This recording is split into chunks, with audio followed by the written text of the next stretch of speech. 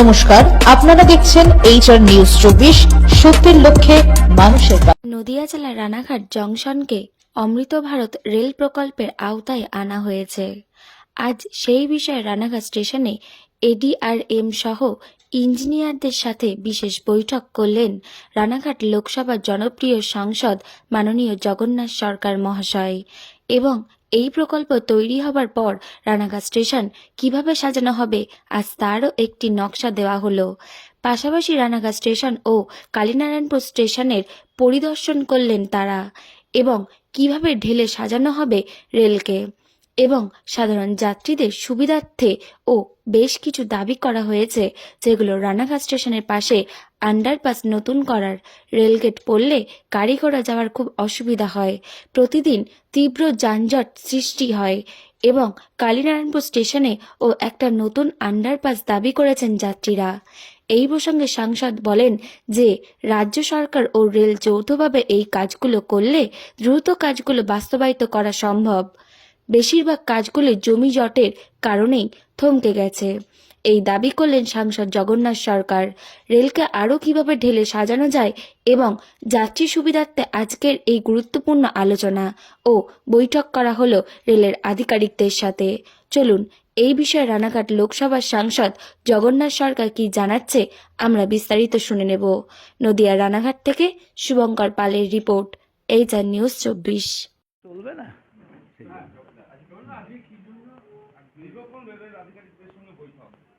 দেখুন, নতুন ভারত তৈরির জন্য প্রধানমন্ত্রী মোদীজির নেতৃত্বে এবং আমাদের রেলওয়ে মন্ত্রী অশ্বিনী বৈষ্ণবজি রেলের গতি, ইঞ্জিন সব কিছুই বাড়াচ্ছে যাত্রীর সুবিধার্থে।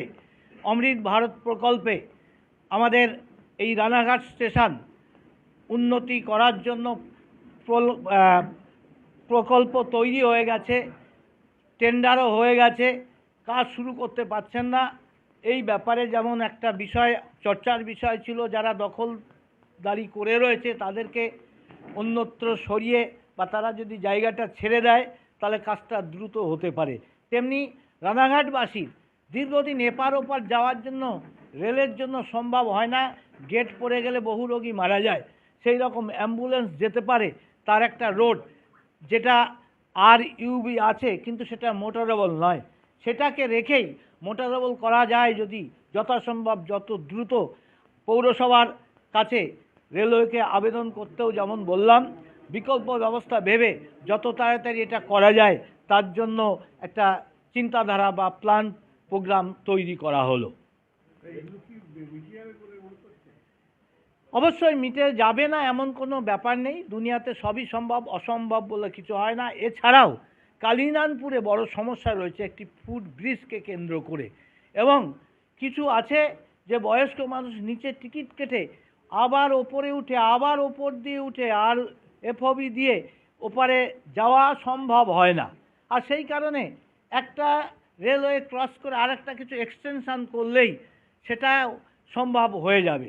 তাই অল্প পরিশ্রমে যাত্রীদের পরিষেবা দেওয়ার জন্য এই কয়েকটি ব্যবস্থা এবং বনগাঁ ডবল লাইন করার যে পরিকল্পনা সার্ভে হয়েছে সেটাকে যাতে এই বাজেটে ঢোকানো যায় তার জন্য যত দ্রুত ব্যবস্থা করা সহ থার্ড লাইন থেকে শুরু করে অন্যান্য যাত্রী পরিষেবা দেওয়ার জন্য কিছু কিছু স্টেশন বাড়ানোর জন্য এই কাজগুলো নিয়ে আজকে চর্চা হলো।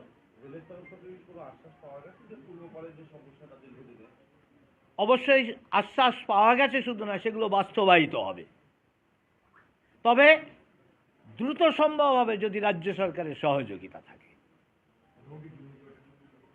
জমিজট সর্বত্রই আছে। আজকে বহু হাজার কোটি টাকার রেল প্রকল্প জমিজটের জন্য আটকে রয়েছে।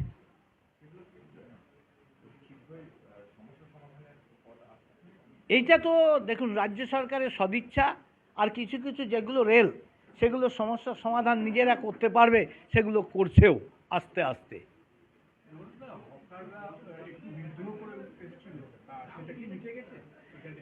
দেখুন, হকাররা তারা পেট চালায়, এটা বাস্তব আছে। রেলের ডেভেলপমেন্টের জন্য তাদেরও যেমন সহযোগিতার হাত বাড়াতে হবে, আমাদের প্রধানমন্ত্রী যেমন যাদের ঘর নেই ঘর করে দিচ্ছে, যাদের আত্মনির্ভরতার ইনকাম নেই, ইনকামের ব্যবস্থাও স্কিম করছে। তাই রেলের মধ্যে এই স্কিম করে তাদেরকে সহযোগিতা করা।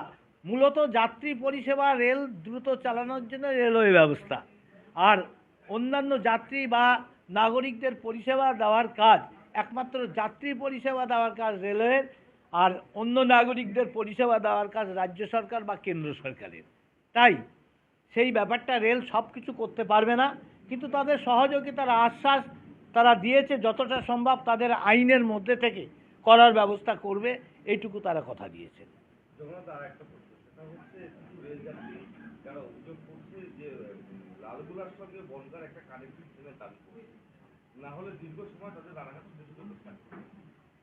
এটা স্বাভাবিক আছে, যাত্রী তাদের দাবি করতে হয়, কিন্তু রেলওয়ে একটা ব্যবস্থা, গায়ের জোরে চালানো না, টাইমের ব্যাপার থাকে, নানান বিষয় থাকে, একটা সঙ্গে ট্রেনের সঙ্গে আর একটা ট্রেন, কারণ একই লাইন দিয়ে অনেক ট্রেন চলে, তাই অ্যাডজাস্টমেন্টের ব্যবস্থা আছে। যদি অ্যাডজাস্টমেন্ট করে এটা সম্ভব হয় অবশ্যই রেল করবে।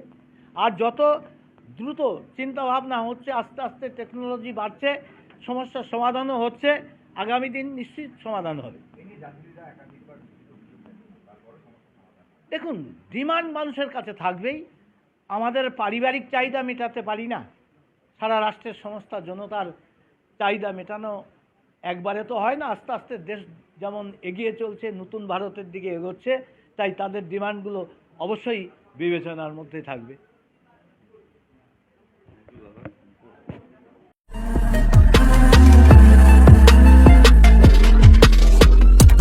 নমস্কার, আপনারা দেখছেন HR নিউজ 24, সত্যের লক্ষ্যে মানুষের পাশে।